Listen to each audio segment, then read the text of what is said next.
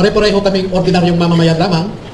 At noong nakita nila at nakita ko ang pagtrato ng Senado kay Master Sergeant Orly Gutesa na dapat sana ay inalagaan nila dahil siya ay nagsasabi ng totoo.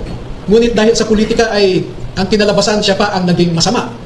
At katulad ng sabi ko, makikita po ninyo na yung mga nagnanais na mapagtakpan ang katotohanan ay pinilit nila si Saldico na mag-execute ng isang affidavit na nagsasabing pinilit lang siya ni Senator Marcoleta, pinilit lang daw siya ni dating Secretary Mike Defensor, at isinabi niya doon na hindi daw totoo ang kanyang sinabi na meron siyang kinalaman o partisipasyon sa pag-deliver ng mga mali-maleta ng pera.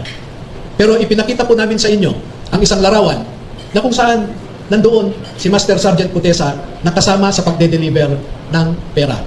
Pero gusto kong iliwanagin din na si Master Sergeant Gutesa ay na-assign sa isang media operator ni Saldico. Pero sinisweldohan siya ni Saldico. At di kalaunan ay dahil kulang ang tao sa pagde-deliver, kinuha si Master Sergeant Gutesa at 2 linggo lamang siyang nasama sa pagde-deliver. Pero alam niyo po, ang mga kasundaluhan na nasa harap ninyo, mula September 2022 hanggang sa kagitnaan ng 2025 ay 3 hanggang 4 na beses kada linggo na nagde-deliver ng pera sa Forbes Park at sa Aguado sa tapat ng Malacanang. Mahigit 100 beses silang nag-deliver at kada delivery ay hindi bumababa sa 20 na maleta. At minsan umaabot nga ito ng 52 na maleta na kinailangan pa nila ang 6 na vans para ma-deliver lamang ang mga maleta na ito. Nakapag-deliver po ba kayo ng maleta sa Malacanang at or sa bahay po ni Pangulong Marcos?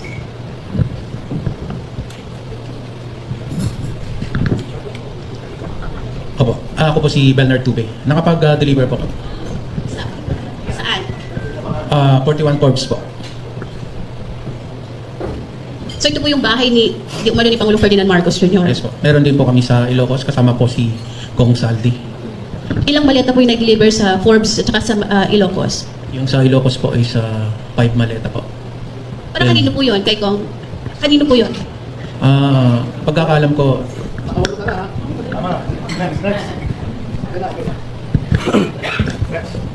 Para maklaro lang, no? Nag-deliver sila sa Ilocos Norte, sa bahay mismo. No? At sa Paway, sa bahay ni BBM. Ha? Oo. At saka may mga katibayan naman. Sir, attorney, sino po ang nasa taas ni Zaldico para ho yung lakas ng loob niyang magbaba ng mga utos na yan sundin ho ng ating matatapang na men in uniform na ito? Ang ugat at pinuno ng pagnanakaw sa ating bayan ay walang iba kundi si President Marcos. At hindi gagalaw si Speaker Romualdez o si Zaldico na walang pahintulot kay PBBM. Dahil bakit siya tumanggap ng mali-malitang pera? Hindi ba siya nagtanong saan galing ito o para saan ito? I hold him responsible because being the chief executive, being the head of the executive branch, he is the chief implementer of laws.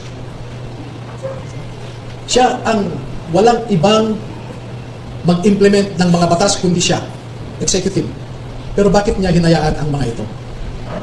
Narinig ninyo marahil ang sinasabi lagi ni Congressman Toby Tiangco na di umano ay kinumpronta ni PBBM si Speaker Martin at sinabi niya, ano ba Martin, Saldi, ilang bahay ba ang gusto nyong bilhin? Ilang steak ba ang gusto nyong kainin? Alam ni PBBM ang pagnanakaw.